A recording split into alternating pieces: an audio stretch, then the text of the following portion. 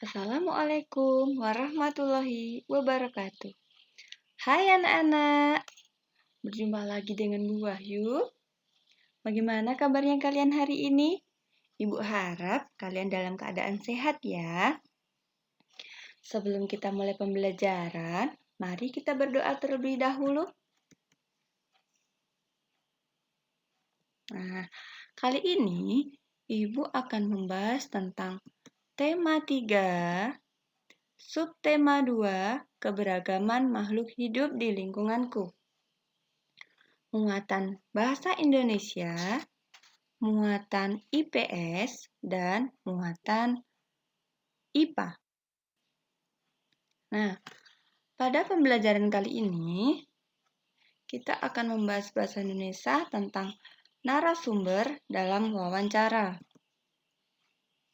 Narasumber bertugas memberikan informasi yang dibutuhkan pewawancara dengan menjawab pertanyaan.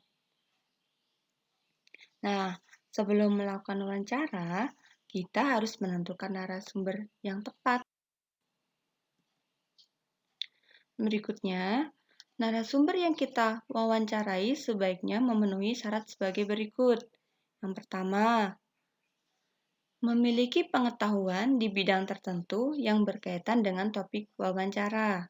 Yang kedua, memiliki keahlian tertentu dalam suatu bidang yang berkaitan dengan topik. Dan yang terakhir, mengalami atau terlibat dalam peristiwa yang berkaitan dengan topik.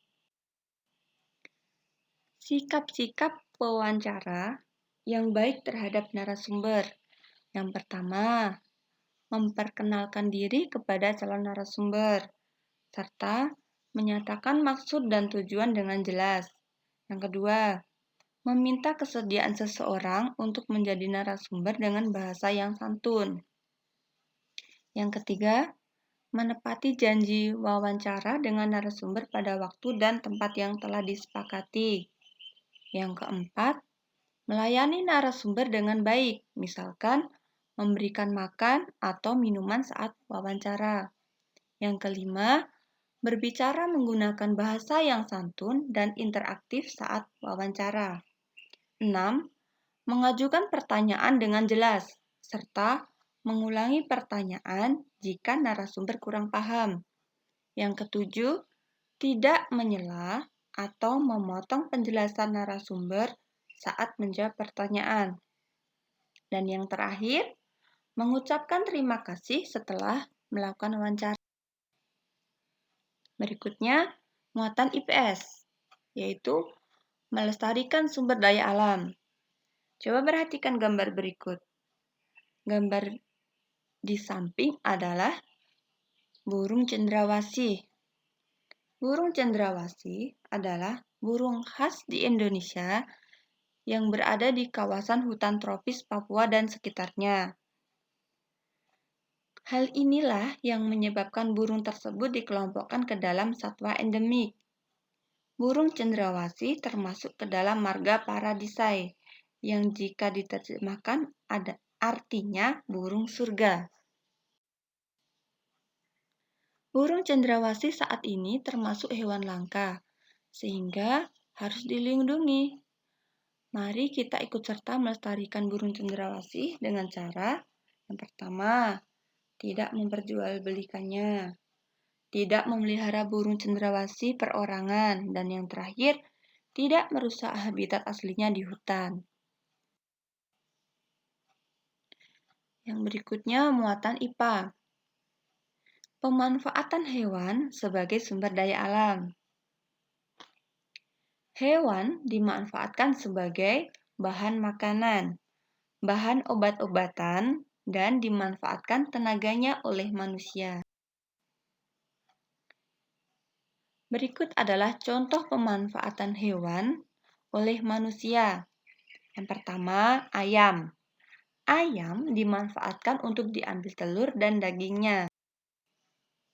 Yang kedua, kerbau dan sapi dimanfaatkan untuk diambil dagingnya dan tenaganya untuk membajak sapi. Yang ketiga ada ikan koi, kucing, dan kelinci. Dimanfaatkan untuk hewan peliharaan. Yang keempat, Hewan juga berperan dalam menjaga keseimbangan alam. Contohnya, ular memakan tikus, sehingga jumlah tikus di sawah tidak berlebihan. Oleh karena itu, tanaman padi tidak habis dimakan tikus, sehingga petani dapat menanam padi. Berikutnya, ular. Ular di sawah berfungsi menjaga keseimbangan alam, yaitu keseimbangan jumlah tikus dan tanaman padi.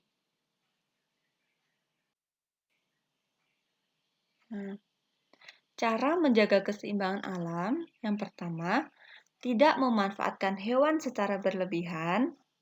Hal ini mengakibatkan hewan tersebut menjadi langka atau punah.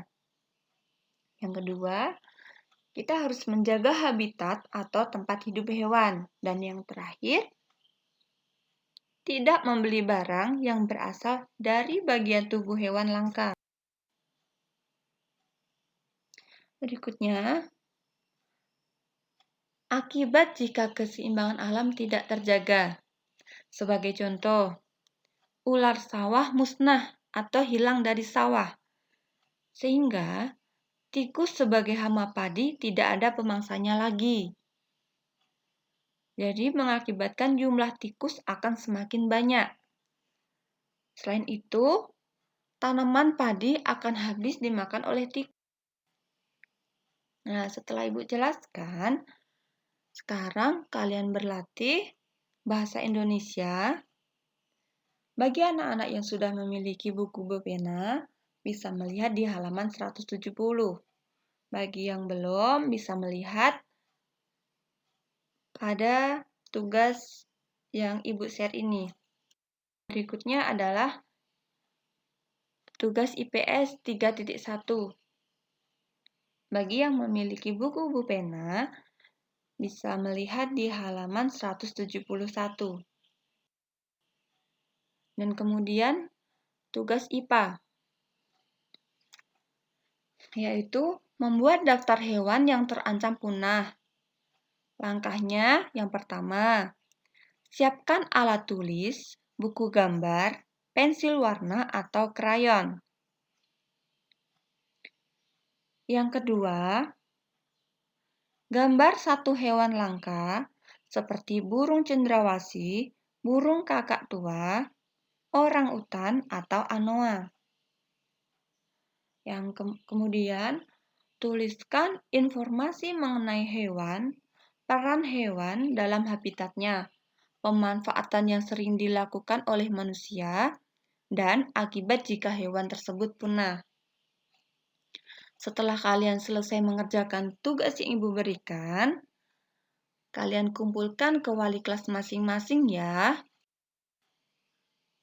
Nah, setelah Ibu menjelaskan materi hari ini, semoga kalian dapat mengerti apa yang Ibu jelaskan dan apa yang Ibu sampaikan semoga bermanfaat.